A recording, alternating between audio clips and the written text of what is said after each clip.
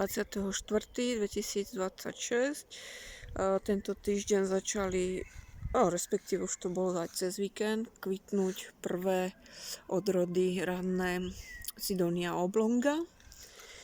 Už vidíme rozkvitnuté puky. Toto je na potníku dulový semenáč, sadenica. Takže tento rok by mali byť aj nejaké plody. Obráža kmeň výhonami a pukmi. To je jedna odroda historická, veľkoploda, a taká istá odroda je tu. Tá je menšia, boli rovnako sadené.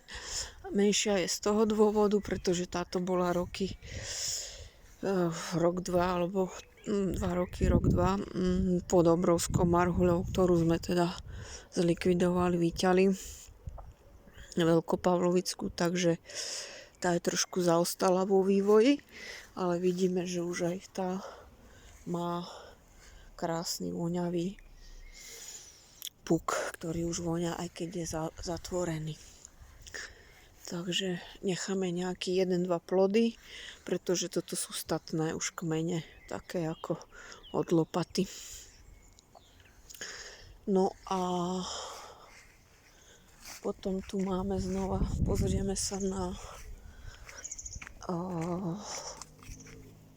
tie južanské odrody, ktoré sú ročné sadenice, a vidíme, že už aj tie sú nahodené kvetné puky, čiže na jednoročných sadeniciach by sme kľudne mohli dopestovať plody, keby sme chceli. Tak uvidíme, či nejaký necháme, lebo sme zvedaví. Toto je delikatesná odroda lahôdková, ktorej plody sme ešte nemali.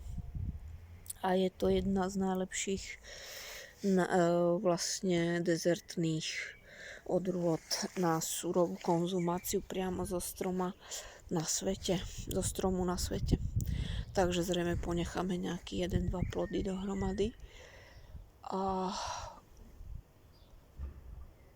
tu nás sa môžeme pozrieť na rozkvitnutú meruzálku, ktorá čaká na veľkoplodu na zasadenie.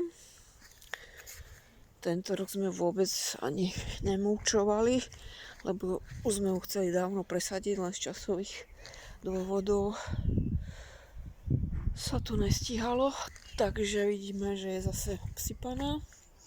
Nádherne vonia už na diaľku, na takých 5 metrov, keď fúka vietor, a táto už je zasadená, tá je presadzená bola tiež teraz na jar, a vidíme, že vôbec sa jej to nejako nedotklo a bude mať perfektnú tiež násadu. Tá ešte čaká na ostrihanie, lebo chceli sme ju množiť, tak ešte sme sa k tomu reskovaniu nedostali.